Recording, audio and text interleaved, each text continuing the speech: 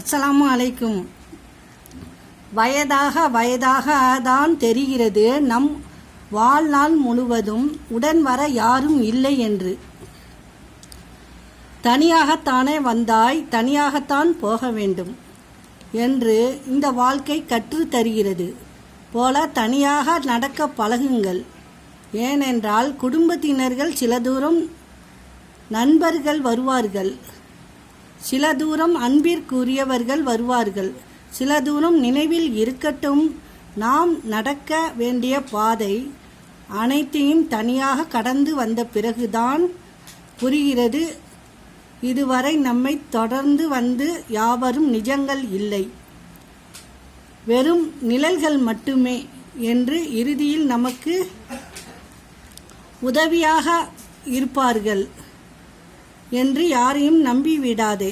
இங்கு மனிதனின் மனம் ஒரு நிலையில் இருக்காது என்பதை மறந்து விடாதே.